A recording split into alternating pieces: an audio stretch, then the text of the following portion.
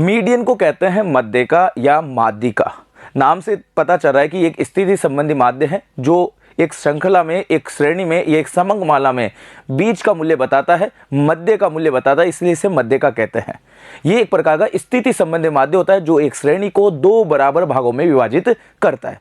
इसमें श्रेणी का एक भाग कम मूल्य का होता है और एक भाग मीडियन से अधिक मूल्य का होता है, इसलिए ये श्रेणी को दो बराबर भागों में विभाजित करता है। इसे एम चिन्ह से प्रदर्शित करते हैं क्योंकि इसे अंग्रेजी में मीडियन कहा जाता है बच्चों, इसलिए इसे एम चिन्ह से प्रदर्शित करते हैं। साथ ही श्रेणी को आरोही या अवरोही क्रम में हमें इसे प्रदर्शित करना होगा। यानी इसके लिए अगर समंग माला में हमारे पास जो श्रृंखला दी गई है अगर वो असंगठित है तो ऐसी दशा में हम उसे आरोही या अवरोही क्रम में क्या करेंगे, व्यवस्थित करेंगे और उसके बाद इसका सॉल्यूशन करेंगे। तो बच्चों बात कर रहे हैं आज हम केंद्रीय प्रवृत्ति के माप के बारे में और डिस्कशन कर रहे हैं स्थिति संबंधी माध्यों के बारे में, और उसमें हम बात कर रहे हैं मीडियन के बारे में यानी एम के बारे में। एम यानी मध्य का अपने आप में एक स्थिति संबंधी माध्य होता है जो श्रेणी को दो बराबर भागों में विभाजित करता है। अब बात करते हैं इसकी गणना। देखिए इसकी गणना के लिए बात करें तो तीन तरह की श्रेणियां होती है, व्यक्तिगत श्रेणी, खंडित श्रेणी और अखंडित श्रेणी। समूहीकृत वर्ग में, असमूहीकृत वर्ग में होता है जो हमने बात करी थी जब हमने इंट्रोडक्शन किया था, तब मैंने आपको बताया था कि श्रेणियां तीन तरह की होती है, व्यक्तिगत, खंडित और अखंडित। इंडिविजुअल सीरीज, डिस्क्रीट और कॉन्टिन्यूअस सीरीज के बारे में बात करें। व्यक्तिगत श्रेणी में इसका जो फॉर्मूला होता है वो का वही फॉर्मूला खंडित श्रेणी में होता है। फॉर्मूला ये होता है कि m बराबर size of n+1/2 th item. यहाँ पे 2 क्यों लगाया गया, क्योंकि मध्यिका श्रेणी को दो बराबर भागों में क्या करता है, विभाजित करता है बच्चों। मध्यिका क्या करता है, श्रेणी को दो बराबर भागों में क्या करता है, विभाजित करता है। इसलिए इसको इसमें किसका भाग दिया जाता है, दो का भाग दिया जाता है। ठीक है बच्चों, यहाँ पे साइज का मतलब होता है आकार, क्योंकि श्रेणी का जो आकार होगा उसको ये दो बराबर भागों में बांटेगा। ठीक है, आइटम का मतलब होता है पद, यहाँ पे th का मतलब होता है वाह, इसलिए इसको बोलेंगे m बराबर size of n+1/2 th item. ठीक है, यहाँ पर जो भी हमारी श्रेणी में पद होंगे उसमें एक जोड़कर दो का भाग देकर वो पद हम श्रेणी में निकालेंगे और वही क्या कहलाएगा, मध्यिका का मूल्य कहलाएगा। खंडित श्रेणी में भी इसी तरह से किया जाता है, लेकिन यहाँ पर f का CF बनाकर किया जाता है। अखंडित श्रेणी में हमें सबसे पहले तो मध्य का वर्ग ढूंढना पड़ेगा और इसके लिए हम सबसे पहले मध्य का पद निकालेंगे। मध्य का पद का जो फॉर्मूला है बच्चों वो है size of n/2 th item, और उसके बाद हम मध्यिका की गणना करेंगे। अगर श्रेणी आरोही है तो ऐसी दशा में L1 + I/f(m-c) का फॉर्मूले का यूज करेंगे, और अगर अवरोही है तो फिर L2 - I/f(m-c) फॉर्मूले का प्रयोग करेंगे। कैसे करना है ये मैं आपको आगे बताता हूं। तो इस तरह से ये महत्वपूर्ण फॉर्मूले थे जो मैंने आपके सामने चार्ट से बताए। इन्हें एग्जाम के दृष्टिकोण से महत्वपूर्ण है, इसलिए आप इन्हें याद करिएगा। तो आइए बच्चों बात करते हैं सबसे पहले व्यक्तिगत श्रेणी में मध्यिका की गणना कैसे होती है। एक एग्जाम्पल आपके सामने है, निम्न समंकों से मध्यिका ज्ञात कीजिए। देखिए कह रहा है कि निम्न समंक, हमारे सामने नीचे कुछ डेटा दिए हुए हैं, उसमें हमसे पूछ रहा है कि आप इसके अंदर मीडियन कैलकुलेशन कीजिए। यहाँ पे इनकम दे रखा है 23, 13, 17, 19, 20, 21, 16, 18 और 17 ये दे रखा है। प्रश्न व्यक्तिगत श्रेणी में है तो ऐसी दशा में हमें सबसे पहले क्या करना होगा, आरोही या अवरोही क्रम में व्यवस्थित करना होगा। देखिए बच्चों बात कर रहे हैं जब भी आप मध्यिका की गणना करें तो मध्यिका में जो भी समंक दिए हैं उन्हें व्यवस्थित क्रम में व्यवस्थित करना होगा, और इसके लिए आपको आरोही या अवरोही क्रम में इसको व्यवस्थित करना होगा। आरोही क्रम में अगर हम व्यवस्थित करते हैं तो देखिए पहले 13 आएगा, फिर 16, 17, 18, 19, 20, 21 और 23। यहाँ पे 17 दो बार है इसलिए दो बार लिख देंगे। आरोही का मतलब होता है बच्चों छोटे से बड़े मूल्य की ओर, और अवरोही का मतलब क्या होता है, बड़े से छोटे मूल्य की ओर। ठीक है बच्चों, तो हम इसे आरोही या अवरोही क्रम में से क्या कर सकते हैं, व्यवस्थित कर सकते हैं। चलिए फॉर्मूला यूज करते हैं। तो फॉर्मूला होगा m बराबर size of n+1/2 th item. ठीक है, या साइज का मतलब क्या हो गया, श्रेणी का आकार, n का मतलब हो गया पदों की संख्या, एक हमारे फॉर्मूले में दे रखा है और दो भी हमारे फॉर्मूला है क्योंकि मध्यिका दो भागों में बांटती है इसलिए यहाँ दो का भाग देते हैं, th आइटम। ठीक है, अब बच्चों इधर देखना, यहाँ पे पद कितने हैं, देखिए 1 2 3 4 5 6 7 8 एंड 9, टोटल पद कितने हैं, 9। आप आरोही में कर लेना चाहे अवरोही में कर लेना, दोनों में पद कितने आ रहे हैं, 9 आ रहे हैं, क्योंकि समंक में कितने दे रखे हैं, 9 दे रखे हैं। तो 9 + 1/2 th आइटम, 9 में एक जोड़ेंगे कितना आएगा बच्चों, 10 आएंगे, 10 में 2 का भाग देंगे तो कितना आएगा, 5। तो यहाँ निकल के आ जाएगा साइज ऑफ 5th आइटम, यानी मध्यिका का मूल्य वह होगा श्रेणी में जो 5वां मूल्य होगा। तो चलिए 5वां मूल्य चेक करते हैं बच्चों। तो देखिए पहला 1, 1 पे कौन सा है 13 समंग है ना, 2 पे कौन सा है 16, 3 पे कौन सा है 17, 4 पे कौन सा है 17 और 5 पे कौन सा है बच्चों 18। तो यहाँ पे मध्य का मूल्य कौन सा होगा 18। और ये देख लीजिए श्रेणी को दो बराबर भागों में बांट रही है, 4 समंगेतर 4 समंगेतर, बीच का मूल्य क्या हो गया मध्य का हो गया। इसलिए मध्य का श्रेणी को 2 बराबर भागों में क्या करती है डिवाइड करती है, और इसमें एक भाग अधिक मूल्य का और एक भाग कम मूल्य का होता है। समझ में आ गया, क्योंकि 18 से कम इधर है और 18 से अधिक इधर है।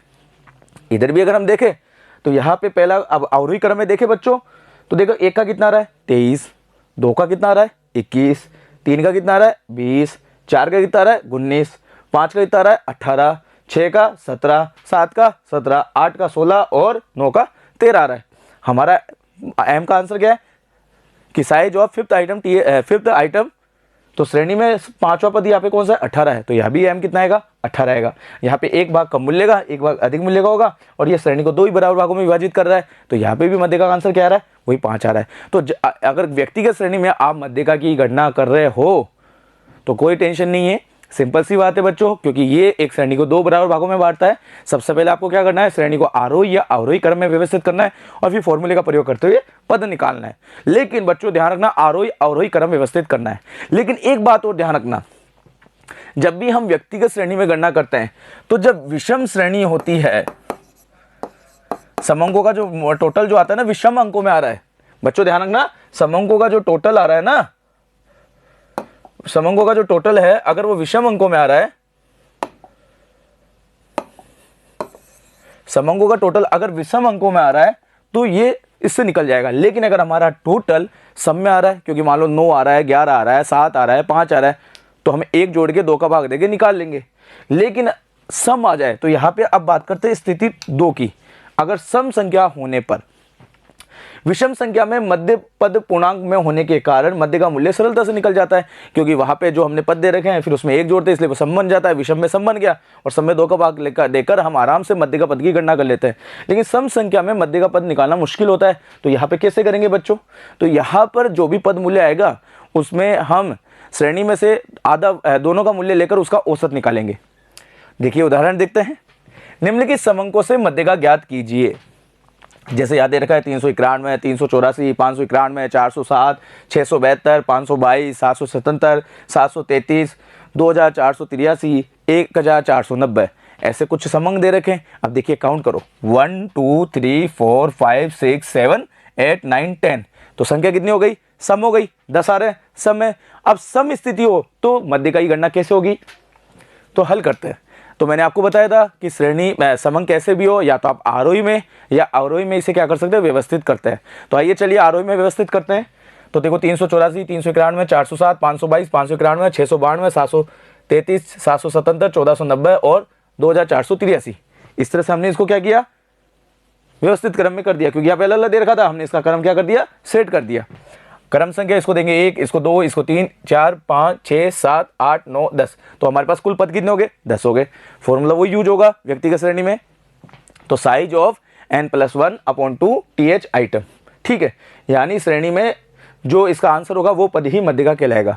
तो देखिए यहाँ पे n कितने टोटल बच्चों 10 है, एक हमारे फॉर्मूले का 2 का भाग देंगे, कितना आया 5.5, यानी m का आंसर वो होगा जो श्रेणी में 5.5वां पद होगा।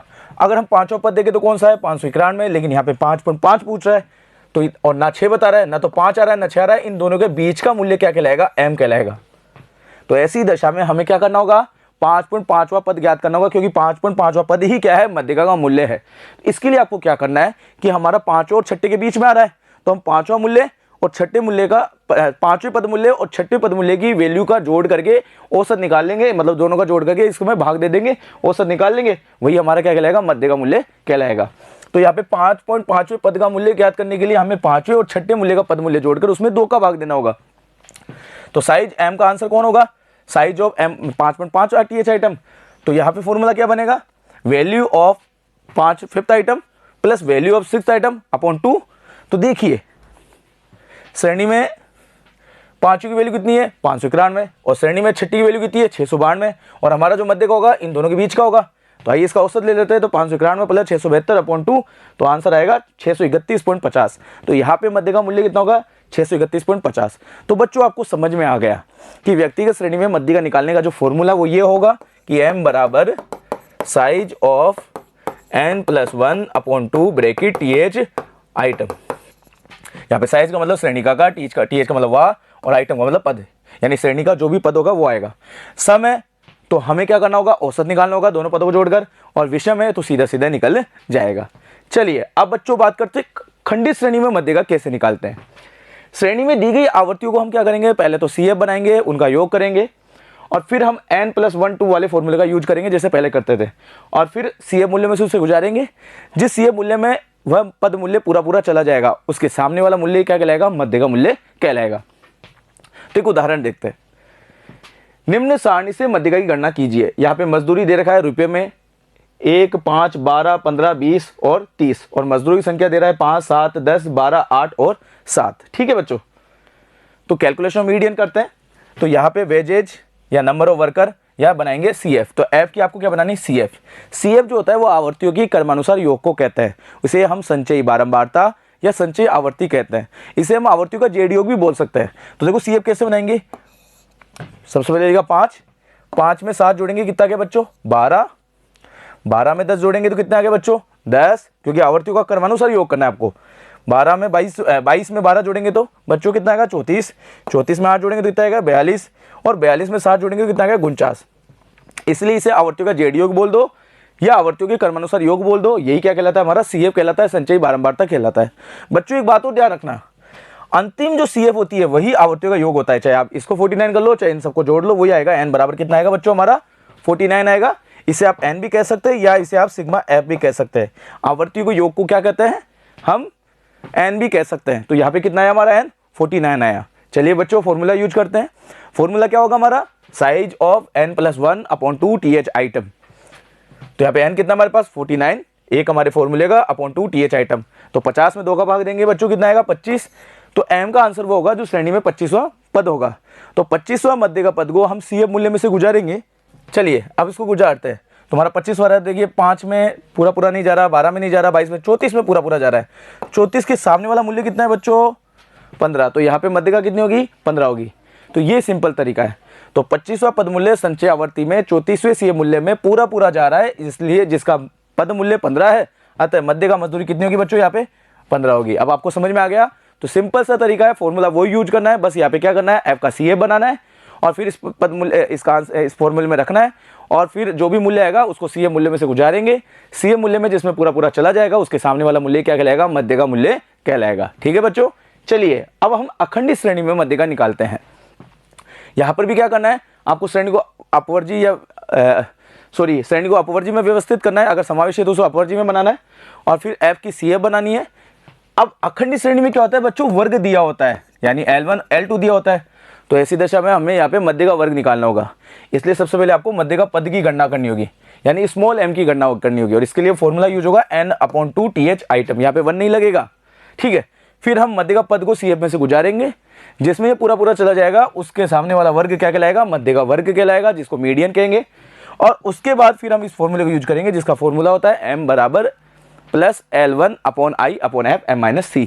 चलिए बच्चों यहाँ पे इसको भी क्लियर कर देते हैं। तो देखिए यहाँ पे m बराबर मध्य का, L1 का मतलब हो गया मध्य का वर्ग की निम्न सीमा, L2 का मतलब हो गया मध्य का वर्ग की उच्च सीमा, I बराबर हो गया मध्य का वर्ग का अंतराल, M बराबर हो गया मध्य का पद, C बराबर मध्य का वर्ग की पहले वाली संचय आवर्ती, F का मतलब हो गया मध्य का वर्ग के सामने वाली आवर्ती। तो इस तरह से निकलेगा। अगर बच्चों अवरोही क्रम में अगर आप निकाल रहे हो तो वहां पे फिर L2 माइनस हो जाएगा, बाकी फॉर्मूला वो का वही रहेगा। चलिए एक प्रैक्टिकल करके देखते हैं। तो यहाँ लिखा हुआ है कि निम्नलिखित आंकड़ों से आपको मध्यिका की गणना करनी है। ये कौन सी श्रेणी है, अखंडी श्रेणी है। देखिए यहाँ पे क्लास दे रखा है 0 से 5, 5 से 10, 10 से 15, 15 से 20, 20 से 25, और क्या दे रखा है, F दे रखा है। अखंडी श्रेणी है। यहाँ पे मध्यिका कैसे निकालनी है, आइए देखते हैं। तो देखिए सबसे पहले F की हमें क्या बनानी है, CF बनानी है, यानी संचय आवर्ती बनानी है। तो बच्चों बनाते देखिए 5, 5 में 8 जोड़ा 13, 13 में 10 जोड़ा 23, 23 में 9 जोड़ा 32, 32 में 8 जोड़ा 40। और मैंने आपको ये भी बताया था जो अंतिम CF होती है वही आवर्तियों का योग होती है। तो यहाँ पे n बराबर कितना हो गया बच्चों, 40 हो गया। यहाँ तक आपको समझ में आ गया। ठीक है बच्चों, अब अपन फॉर्मूला यूज करते हैं। तो हमें मध्य का पद निकालना है। तो स्मॉल m बराबर n/2 th आइटम। n हमारा कितना था बच्चों, 40। 40 में 2 का भाग देंगे कितना आएगा, 20 आ जाएगा। चलिए 20 को CF में गुजारते हैं। तो देखिए 5 में नहीं जा रहा, 13 में नहीं जा रहा, 23 में पूरा पूरा जा रहा है। तो इसके सामने वाला जो ये वर्ग है ये क्या कहलाएगा, मध्य का वर्ग कहलाएगा। तो देखिए 10 से 15 हमारा क्या हो गया, मध्य का वर्ग हो गया। अब L1 कौन सी होगी यहाँ पे 10, L2 कितनी होगी यहाँ पे 15, I इन दोनों में इंटरवल कितना है, तो I कितना हो गया बच्चों 5 हो गई। F का मतलब होता है मध्य का वर्ग के सामने वाली आवर्ती। तो देखो मध्य वर्ग के सामने वाली आवर्ती कितनी है 10, तो यहाँ पे F कितना लिखेंगे हम 10। और C संचय आवर्ती होती है मध्य का वर्ग से पहले वाली CF, तो यहाँ पे हमारी C4 CF होती है, यानी संचय आवर्ती यहाँ पे कितनी होगी 13। ये हमें निकालनी है और फिर हमें फॉर्मूले में यूज करनी है। तो देखिए इस तरह से हमने यहाँ निकाल लिया। चलिए अब इसको फॉर्मूले में रखते हैं। फॉर्मूला क्या होगा, M बराबर L1 plus I upon F M minus C। तो यहाँ L1 कितना है 10, देखो दे रखा है, I कितना है 5, F कितना है 10, M हमारा कितना है स्मॉल m 20 और C हमारा कितना दे रखा है 13। तो देखिए 20 में से 13 गया कितना है 7, 7 को 5 से गुना करेंगे 35, 35 पे 10 का भाग देंगे 3.5 और 3.5 को 10 में जोड़ेंगे 13.5। बच्चों एक बात खास ध्यान रखना, जो भी मध्यका का आंसर आएगा वो इस वर्ग के अंदर आएगा। इस वर्ग से अगर कम या ज्यादा आ रहा है तो इसका मतलब आपकी कैलकुलेशन गलत है। तो मध्य का वर्ग का निर्धारण करना जरूरी होता है क्योंकि ये अवर्गीय श्रेणी है, इसमें समंग जो है वो सतत है। तो ऐसी दशा में हमें मध्य का वर्ग ढूंढना होता है, उसके बाद फिर मध्य का मूल्य निकालना होता है। और मध्य का वर्ग की गणना करने के लिए हमें मध्य का पद का निर्धारण करना होता है, जिसके लिए हम n/n/2 फॉर्मूला यूज करते हैं।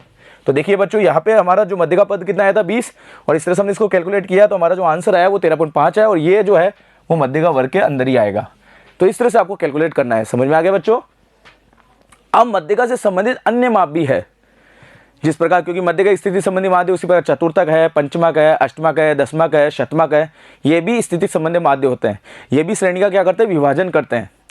तो मध्यका जो होती है वो श्रेणी को 2 बराबर भागों में विभाजित करती है, चतुर्थक होती है वो श्रेणी को 4 बराबर भागों में विभाजित करती है, पंचमक जो होती है वो श्रेणी को 5 बराबर भागों में विभाजित करती है, अष्टमक जो होती है वो श्रेणी को 8 बराबर भागों में विभाजित करती है, और जो दशमक होती है वो श्रेणी को 10 बराबर भागों में विभाजित करती है, और शतमक जो होती है वो श्रेणी को 100 बराबर भागों में विभाजित करती है।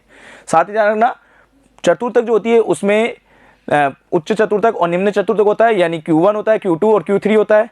इसी प्रकार पंचमक होती है तो इसमें बात करें तो इसमें Qn1 होता है, Qn2 होता है, Qn3 होता है और Qn4 होता है। इस तरह से इसमें कैलकुलेट होती है। तो देखिए मध्यका की बात करें तो जो श्रेणी को 2 बराबर भागों में विभाजित करे उसे मध्यका कहते हैं, इसलिए इसको m से दर्शाते हैं, अंग्रेजी में इसको मीडियन बोलते हैं। जो श्रेणी को 4 बराबर भाग विभाजित करे उसे चतुर्थक कहते हैं, इसको Q यानी क्वार्टाइल से दर्शाते हैं। जो श्रेणी को 5 बराबर भाग विभाजित करे उसे क्वांटाइल यानी पंचमक कहते हैं, इसलिए इसे Qn से दर्शाते हैं। जो श्रेणी को 8 बराबर भाग विभाजित करे उसे अष्टमक यानी ऑक्टाइल कहते हैं, क्योंकि ये 8 भागों में विभाजित करती है। और जो श्रेणी को 10 बराबर भाग विभाजित करे उसे दशमक कहते हैं, यानी डिकाइल। और जो श्रेणी को 100 बराबर भागों में विभाजित करे उसे शतमक कहते हैं, परसेंटाइल। तो इस तरह से मध्य का संबंधित और भी माप है जिसके बारे में हम चर्चा अगली क्लास में करेंगे। तो इसी के साथ स्थिति संबंधी माध्य में हमारा मध्य का कंप्लीट हुआ। अगले पार्ट में बच्चों हम बात करेंगे स्थिति संबंधी माध्य में बहुलक के बारे में चर्चा करेंगे।